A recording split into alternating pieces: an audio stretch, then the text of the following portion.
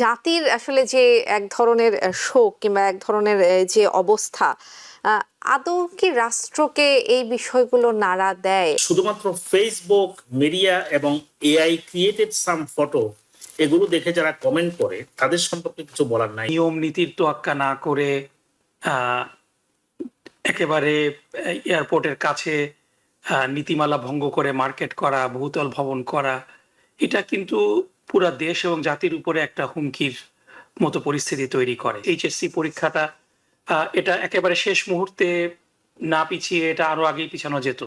তো এই সরকারের ডেফিনেটলি কিছুটা সিদ্ধান্তহীনতা আমরা অনেক আগে থেকেই দেখেছি অনেকগুলা বিষয়ে। এটা একটা সামরিক বিমান বিধ্বস্ত হয়েছে, এটাতে অনেক ফুয়েল ছিল এবং যে জায়গায় বিধ্বস্ত হয়েছে তাতে সরকারের বা কোনো পক্ষের কোনো হাত নেই। অবকাঠামোগত জটিলতা থেকে শুরু করে পুরো ঘটনাতেই আমরা নানাবিধ জটিলতা এবং নানাবিধ অনিয়ম আমাদের সামনে আসছে।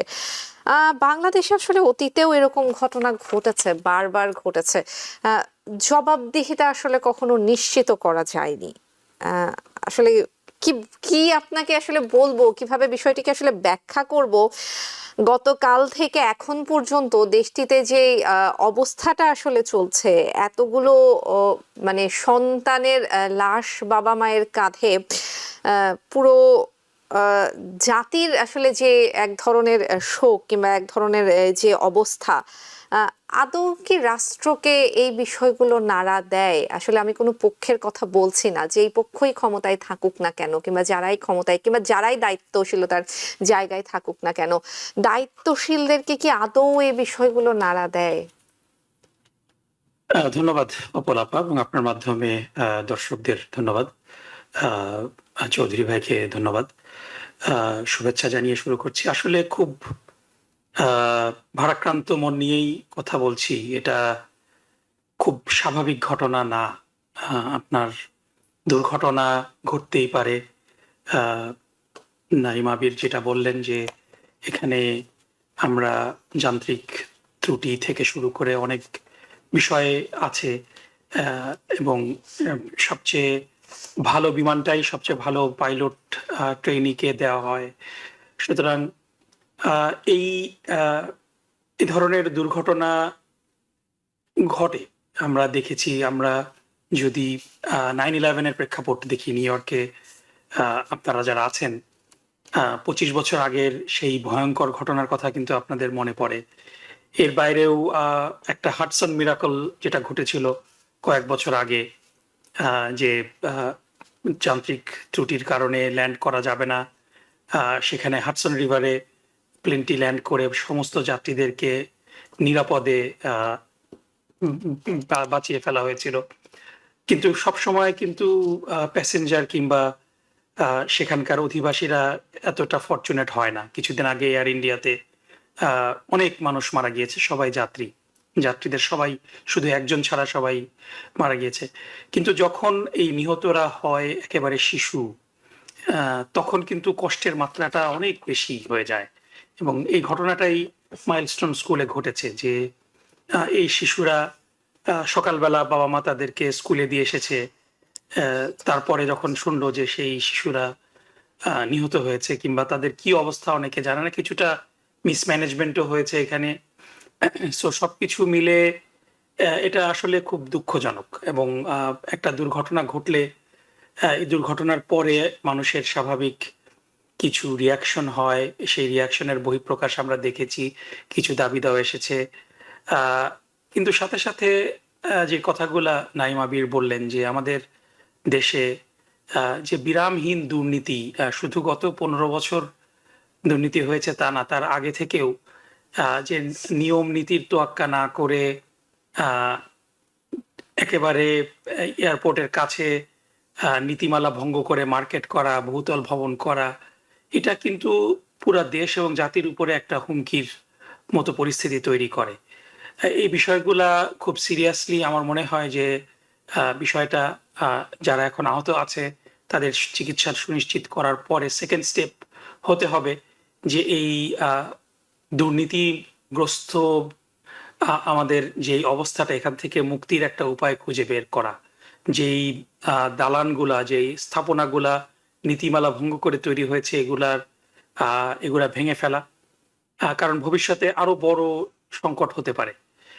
এবং এর বাইরে আসলেই খুব সিরিয়াসলি চিন্তা করা যে আমাদের এত ব্যস্ত একটা এয়ারপোর্ট, এটা ঢাকার বাইরে একটু যে জায়গায় জনবসতি কম সেরকম একটা জায়গাতে ট্রান্সফার করা যায় কিনা। তা না হলে পরে এরকম দুর্যোগ কিন্তু জাস্ট আমরা যদি চিন্তা করি যে এটা একটা সিঙ্গেল প্যাসেঞ্জার যুদ্ধ বিমান ছিল, যদি এটা বড় প্যাসেঞ্জার বিমান হতো ক্যাজুয়ালিটিটা কিন্তু আরো অনেক বেশি হতো। তো আমি মনে করি যে এটা আমাদের সবার জন্য একটা ওয়েক আপ কল। খুব দুঃখ ভারাক্রান্ত পুরা জাতি।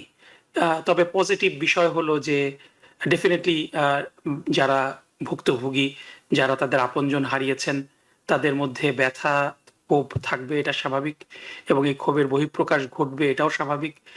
যারা সরকারে আছেন তাদের কিছু ব্লান্ডার তারা করেছে, যে এইচএসসি পরীক্ষাটা এটা একেবারে শেষ মুহূর্তে না পিছিয়ে এটা আরো আগেই পিছানো যেত। তো এই সরকারের ডেফিনেটলি কিছুটা সিদ্ধান্তহীনতা আমরা অনেক আগে থেকেই দেখেছি অনেকগুলা বিষয়ে। সো এরকম ক্রিটিক্যাল বিষয়ে সিদ্ধান্তহীনতা থাকলে পরে এটার একটা ক্ষোভ কিন্তু মানুষের মধ্যে থাকবে। সো এটা আমরা দেখেছি, এই কারণে আমরা দেখেছি যে উপদেষ্টা দুজন এসি আবরার সাহেব এবং আসিফ নজরুল সাহেবকে অবরুদ্ধ করে রেখেছিল, এবং শফিক সাহেব যিনি প্রধান উপদেষ্টার তথ্য সচিব, তাদেরকে, এটা স্বাভাবিক মানুষের যে ক্ষোভ, সে ক্ষোভের বহিঃপ্রকাশ। কিন্তু সাথে সাথে আমরা যদি পজিটিভ কিছু দেখি, যে এখানে এই ধরনের দুর্ঘটনাতে আমরা দেখছি যে পুরো জাতি একতাবদ্ধ হয়ে গিয়েছে। আমরা দেখেছি যে হসপিটালগুলোতে ছাত্ররা, সাধারণ জনগণ ব্লাড দেওয়ার জন্য তৈরি হয়ে এসেছে। সো সব ধরনের সহযোগিতা করার জন্য সাধারণ জনগণ কিন্তু একেবারে এগিয়ে আসছে। সো এই জিনিসগুলা ডেফিনেটলি পজিটিভ। কিন্তু সবশেষে আমি যেটা বলবো যে এই ধরনের দুর্ঘটনা ভবিষ্যতে আর যেন না ঘটে, এটার ব্যাপারে একেবারে প্র্যাকটিক্যাল কিছু স্টেপ নেওয়া, এবং সর্বোপরি একেবারে বাংলাদেশে আমরা নতুন একটা বাংলাদেশ পেয়েছি। এই নতুন বাংলাদেশে আগের দিনের দুর্নীতিগুলা যেন আর রিপিট না হয়। একটা দুর্নীতিমুক্ত বাংলাদেশ যে কত জরুরি, এই ঘটনাগুলো আমাদেরকে সেটা বারবার একেবারে চোখে আঙ্গুল দিয়ে মনে করিয়ে দেয়। এবং সর্বশেষ আমি যারা নিহত হয়েছে তাদের আত্মার মাগফিরাত কামনা করি, এবং যারা এখনো অসুস্থ আছেন তাদের দ্রুত আরোগ্য কামনা করি। জি, অসংখ্য ধন্যবাদ। আপনার পর্যালোচনা শুনছিলাম। আমাদের আরো একজন অতিথি আছেন, আমরা তার কাছে যাব, তার পর্যালোচনা শুনবো। বাংলাদেশে আসলে মাইলস্টোন স্কুলে যে ঘটনাটি ঘটলো, এই ঘটনা ঘটার পরপরই আমরা সরকারের বিভিন্ন দায়িত্বশীল জায়গা থেকে নানান রকম দুর্বলতা দেখতে পেরেছি।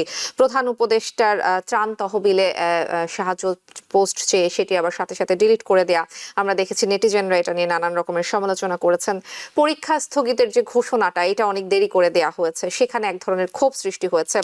এবং কয়েকজন উপদেষ্টা আসলে শিক্ষার্থীদের তোপের মুখে প্রায় 9 ঘন্টা আটক ছিলেন। অর্থাৎ সাধারণ মানুষের মধ্যে এক ধরনের ক্ষোভ সৃষ্টি হয়েছে, এক ধরনের জটিলতা সৃষ্টি হয়েছে, এবং মৃতের সংখ্যা প্রকাশ কিংবা আসলে নানান রকম তথ্য প্রকাশ নিয়ে সেনাবাহিনীর সঙ্গে সাধারণ মানুষের কিংবা শিক্ষার্থীদের আসলে সরাসরি দ্বন্দ্ব কিংবা এক ধরনের ক্ষোভের বিষয়গুলো সৃষ্টি হয়েছে। অর্থাৎ মাইলস্টোন এর এই ঘটনার পর আমরা সরকারের দায়িত্বশীল জায়গাগুলোর আসলে ঠিকভাবে ফাংশন করতে পারেনি, এরকম নানাবিধ অভিযোগ পেয়েছি। এরই মধ্যেই বিএনপি সহ 4টি দলের নেতাদের সঙ্গে, বিএনপি এবং জামাত সঙ্গে 4টি দলের নেতাদের সঙ্গে প্রধান উপদেষ্টা মোহাম্মদ ইউনূস বৈঠক করেছেন। এবং সেই বৈঠকে আসলে মাইলস্টোন স্কুলে যে এরকম একটা ঘটনা ঘটলো, সরকার আসলে কি কি করতে পারতো, সামনের দিনগুলোতে কি কি করা উচিত, সাধারণ মানুষের ক্ষোভের জায়গাগুলো কোথায়, এগুলো নিয়ে কোনো আলোচনা হয়নি। আলোচনা হয়েছে গোপালগঞ্জের ঘটনা নিয়ে, আইন শৃঙ্খলা বাহিনীকে আরো বেশি কঠোর হতে হবে এই বিষয়গুলো নিয়ে, এবং সব সময় আমরা যেটা শুনে আসি যে ফ্যাসিবাদ এবং ফ্যাসিবাদের দোসরদেরকে কিভাবে প্রতিহত করতে হবে এটা নিয়ে। অর্থাৎ যারা ক্ষমতায় আছেন অথবা যারা ক্ষমতায় যেতে চাচ্ছেন, তারা আসলে নিজেদের বাইরে কোনো কিছুই দেখতে পাচ্ছেন না, এমন অভিযোগ উঠেছে। করিম চৌধুরী। বাংলাদেশের প্রেক্ষাপটে এই জাতীয় অভিযোগ একদম স্বাভাবিক। আর যারা যে সমস্ত সমালোচক অবস্থার শুধুমাত্র ফেসবুক, মিডিয়া এবং এআই ক্রিয়েটেড সাম ফটো, এগুলো দেখে যারা কমেন্ট করে, তাদের সম্পর্কে কিছু বলার নাই এই ন্যাশনালি ব্রডকাস্টেড টিভি অনুষ্ঠানে। সরকার, অন্তর্বর্তীকালীন সরকার, আমি মনে করি জনগণ এই দুর্ঘটনার সময়ে দুর্ঘটনাস্থলে যেভাবে সহযোগিতা করেছে, তাৎক্ষণিকভাবে সেনাবাহিনী, বিমান বাহিনী, নৌবাহিনী এবং সমস্ত ফোর্সগুলো, ফায়ার ব্রিগেড থেকে শুরু করে তারা তাৎক্ষণিক উদ্ধার কাজে লিপ্ত হয়েছে। মনে রাখবেন, এটা একটা সামরিক বিমান বিধ্বস্ত হয়েছে, এটাতে অনেক ফুয়েল ছিল, এবং যে জায়গায় বিধ্বস্ত হয়েছে তাতে সরকারের বা কোনো পক্ষের কোনো হাত নেই।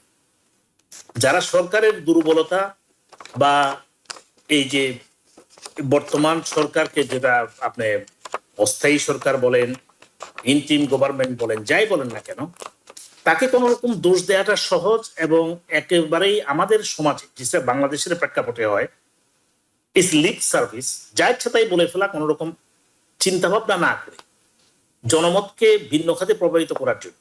একটা জিনিস এবার খেয়াল রাখবেন, এই সরকার কিন্তু কোনো মিথ্যা তথ্য দেয় নাই এখন পর্যন্ত, গোপন করে নাই লাশের সংখ্যাটা প্রকাশ করা নিয়ে মানুষ যখন বিরোধিতা করছে, কিছু কিছু লোক, অতিকথন লোক, নিজেরাও তথ্যটা জানে না যে how the professional people involved with this incident gather those data, how they verify and then process and then publish. It takes a little bit time. Still, we do not know how many students, how many outsiders were the victim in this case. তো যার ফলে একটু জেনে শুনে hospital থেকে তথ্য নিয়ে, যারা ইনভলভ আছে ফিল্ড থেকে তথ্য নিয়ে তথ্য দিতে একটু সময় লাগে। আর ইতিমধ্যেই আমরা আন্দোলন শুরু করছি। মানুষ যখন, পরিবারগুলো যখন শোকে, সারা জাতি যখন শোকে নিমজ্জিত, আমরা যারা বাইরে আছি তারা যখন শোক প্রকাশের কথা, কান্নার চোখের পানি অনেকেই বন্ধ করতে পারে নাই এখন পর্যন্ত, যারা কাঁদছে এই ঘটনায়, আমরা যারা হতবিহ্বল হয়ে গেছি। আরেক দল বলছে সরকার ফেল করছে। সরকার ফেল করছে কি না করছে সেটা তো পরের বিষয়, সেটা অ্যানালাইসিসের বিষয়, সময় সাপেক্ষ, তদন্ত করে বাইরে করতে হবে। যদি কারো দুর্বলতা থাকে সেক্ষেত্রে সেটার জন্য তার বিরুদ্ধে ব্যবস্থা নিতে হবে। কিন্তু এখন যে অবস্থা সেটা হলো যে শোক এবং মানুষজনকে এই পরিস্থিতিতে কতটুকু সহযোগিতা করতে পারে সেটা। সরকারিভাবে সব ধরনের সহযোগিতা আপনি দেখছেন, সমস্ত হাসপাতালগুলো সরকারি এবং বেসরকারি সব জায়গায় খুলে দেওয়া হয়েছে। বাংলাদেশের সমস্ত ফোর্সগুলো। করিম চৌধুরী একটু যুক্ত করবেন কিনা, বাংলাদেশে বিএনপি জামায়াত সহ 4 দলের নেতার সঙ্গে যে বৈঠকটা হলো প্রধান উপদেষ্টা, সে বিষয় নিয়ে কথা বলবো। এইগুলো স্কেজুয়াল মিটিং থাকে, কিন্তু আমার যে জিনিসটা হলো, দুর্ঘটনা ঘটলে এটা জাতীয় পর্যায়ে ঘটেছে, জাতীয় খুবই শোকে নিমজ্জিত, এবং জাতীয়ভাবে সেটা মোকাবেলার ক্ষেত্রে কোন রকম সরকারের গাফিলতি, দুর্বলতা বা ওষুধ নাই, ডাক্তার নাই, হাসপাতাল নাই, কেউ আসেনি, এই কথাগুলো হলো যায় যারা বলছে, যারা সমালোচক যে আরো বেটার ভাবে করতে পারতো, তাদের যারা আজকে বলছে তারাও ক্ষমতায় ছিল, আর যারা ক্ষমতার বাইরে তাদের তো কোনো অভিজ্ঞতার কথাই নেই। এই জাতীয় একটা দুর্ঘটনার ক্ষেত্রে আমরা যারা সমালোচনা করি, তারা সমালোচনা করা খুবই ভালো, it has to be creative criticism. এইটা না করে যদি কোনো ঘটনাকে ভিন্ন খাতে প্রবাহিত করা হয়, আমরা বলছি যে সরকারের 2-3 জন ঊর্ধ্বতন কর্মকর্তাকে, অ্যাডভাইজার বলেন, তাদেরকে 9 ঘন্টা ধরে অবরুদ্ধ করা হয়েছে। সরকারের যদি কোনো এটা জনসমর্থিত সরকার না হতো তাহলে কেউ সেখানে যেতই না, পুলিশ আর আমরা দিয়েই ব্যবস্থা করত। সেই ক্ষেত্রে গিয়েছে, তারা ফোর্স অ্যাপ্লাই না করে ছাত্রদের কথা শুনেছে, সময় ছিল। আমাদের মিডিয়াগুলো, বিভিন্ন মিডিয়াগুলো এমন ভাবে প্রচার করছে যেন এই ইন্টারিম গভর্নমেন্টের বিরুদ্ধে জনগণ ফুঁসে উঠছে। আসুন, প্রধান উপদেষ্টার সাথে মিটিং, গুরুত্বপূর্ণ রাজনৈতিক দলগুলো, দেশের বিভিন্ন বিষয় আছে, সেগুলো স্কেজুয়াল মিটিং এর আওতায় থাকে, তাৎক্ষণিক মিটিং না। এবং জরুরি প্রয়োজনে যদিও হয়, সেই ক্ষেত্রেও এরকম গুরুত্বপূর্ণ সবাইকে একত্রে তাৎক্ষণিকভাবে বসানো যায় না। যুদ্ধ পরিস্থিতিতে দেশের কোনো নিরাপত্তার সংকটের কারণে অথবা মেজর কোনো পরিবর্তন আনতে হলে সেখানে কি লিডার্স, যেটাকে আমরা কোর গ্রুপ বলে থাকি অনেক সময়, তাদের সাথে কথা বলে তারা সিদ্ধান্ত নেয়। এই ক্ষেত্রে এই প্রধান উপদেষ্টা এত বড় দুর্ঘটনার সময় সেটা না করে, বা আহত নিহতদের পরিষেবা না করে, সেবা সুস্থতা না দিয়ে তারা রাজনৈতিক বিষয় নিয়ে চিন্তা করছেন।